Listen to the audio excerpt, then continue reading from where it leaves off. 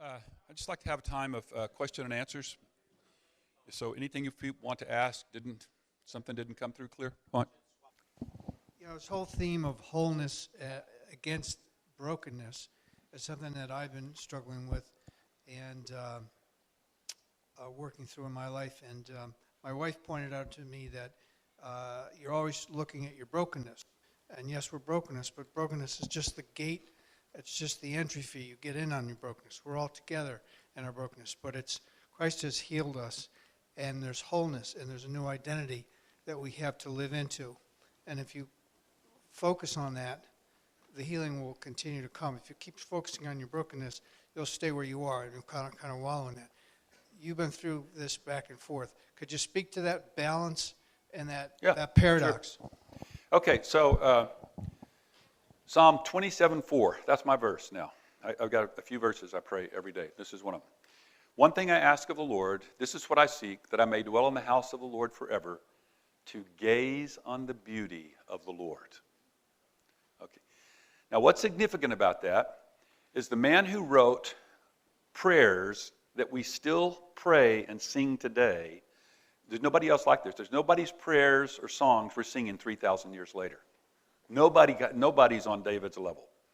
That man says, I boil all my prayers down to one single prayer, and if I get this, I get everything. To gaze on the beauty of the Lord. So the beauty of the Lord is that harmony of his attributes that dazzle us. It's not one single attribute of the Lord, but it's the harmony. It's the way they all work together. So sometimes it could be his wisdom that comes in. Sometimes it could be his power, and then you see cancer go, or you see somebody change overnight. It could be his love, his ability to make you or make us feel his affection. So when he says see the beauty of the Lord, he's really talking about an experience of that harmony that we feel. See, the truth I feel has way more power than the truth I know. I spent the first part of my life against feelings, but just the opposite. I should have been praying for my feelings. I should have been praying for greater feelings, greater joy. So every day now, I pray to be able to see the beauty of the Lord. And I'm not sure I can say I see it every day, but I see his beauty. I see it in people and the way he treats me, the way he works details out. I see it so often now. And what's so important about that is when we see the beauty of God in one of our friends, what does it do?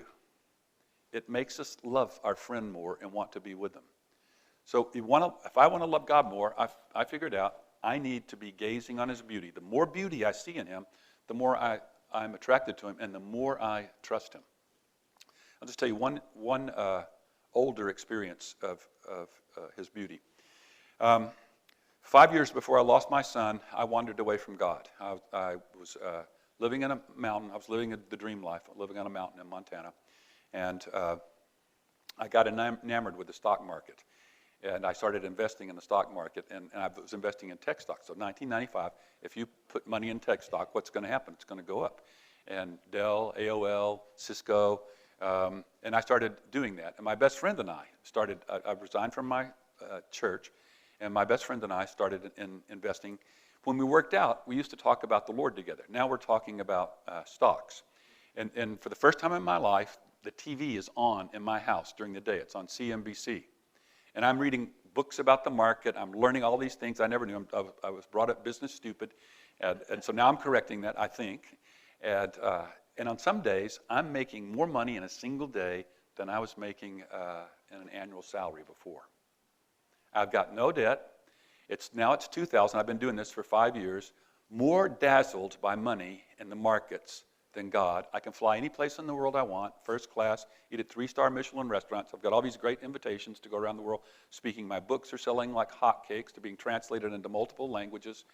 And I'm not accountable to anybody. I can do whatever I want. And I am feeling rich and smart, which is to say I'm feeling independent of God.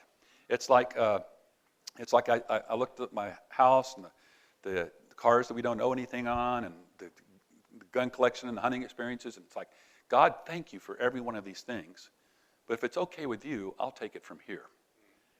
That was the kind of independence. I didn't do something would be kind of considered classic immorality. It was something actually worse. It was feeling so superior that I just lost that sense of my need for God.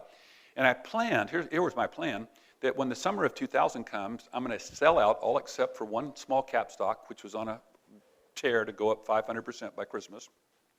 I'll put all that in interest-bearing accounts, and I will just live doing what I want, anywhere I want, anytime. And I'll still serve God. I might plant another church one day. I'll write books, but I'll have a big wine collection, and I'll just enjoy the fruits of this, and I'll never have another financial worry. That was sort of my plan. I was driving down the hill of my Montana home on the way to meet my partner, Benny, at the workout place, and it was in March. Montana was thawing out, and I heard this voice go off in my head, sell everything. And I knew what that voice was. I knew that's God. It's like the voice that comes out of nowhere, and it's exactly opposite of what you think. Pay attention to that voice. And so I said, I think that's God. But it doesn't make any sense. I mean, why would you sell everything when everything's going up? And I started thinking about my stocks, and I go, I'm just going to wait a little while before I sell everything. I just need about 4 more months, and then I'm good to go for the rest of my life. Well, in April, AOL bought Time Warner, and that was the beginning of the end for the tech stocks. I know every one of those because I was in those, and I watched them go down. My stockbroking partners, I had a broker who was worth about $50 million, and he had been hitting home runs for a long time. He said, don't worry about this, Jack. It's just a correction. Just stay where you are. All this is going to come back. We've seen this happen before. So by September, I'm down more, and they're still saying, don't worry about this. And then we lost our son. And then I didn't care about money. Didn't care about anything else. We ended up losing everything and going in the hole. Somebody said to me after I lost my son, this is the worst time in the world to lose your money. And I said, no, it's the best. And you can always get money back. It's nothing.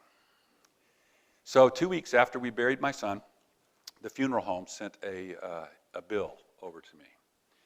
And it was for $10,064.69. They would like immediate payment. And I still had plenty of money in my checking account to pay for that. 20 minutes later, my secretary comes in, and she brings a sack of mail, and I know exactly what it is before she dumps it out. They're all sympathy cards and letters, so she dumps them on my desk. 38 sympathy cards. Out of those 38 sympathy cards fall 22 checks. 1 check for each year of Scott's life. He was 22 when he killed himself. I total up the checks, and they total up to be $10,064. The sum of his funeral. I didn't say thank you. I didn't say, God, you're great. I was stunned. And then my question was, why? Why? Why would you do this? I have the money. I can pay for his funeral. Why would you do this? I just sat there stunned and wondering why. And then I heard these sentences. I paid for his life. I paid for his death. And I'll pay for everything you need the rest of your life.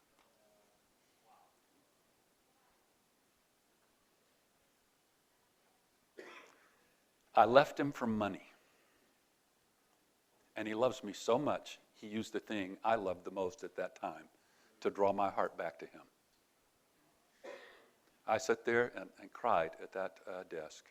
And I felt loved apart from my usefulness and loved in spite of my sin. And that day is so, so clear. So when I talk about experiencing the beauty of the Lord, those are the kind of things I'm talking about. That creative way to say, I love you, and you don't ever have to worry about money again, Jack. I'm going to pay for the rest of your life. You don't have to worry about it. That's what I mean when I say I pray every day to gaze on the beauty of the Lord. And I've had some super dramatic things like that, and then just some smaller things. But they're so reassuring when he does that. You just know he's so real, and you know that he loves you in spite of all the wrong things in your life. It's like my 2 granddaughters can be the most selfish kids on earth, and they make my heart beat fast every single time I'm with them. And I see the selfishness, but I delight in them like hardly anybody else. And I think that's the way the Lord feels about us. 24/7, he's in love with us. That in-love state that we once felt for our forever girl, That's the way he always feels about us. We can't feel that way about him except for just a little bit down here. In heaven, we're going to feel that. But he's showing us in that in-love state, one of the big messages is, this is how he feels about us 24/7. Okay, I think it's time to go to the next thing. It says 0, 0 here. Thanks, guys.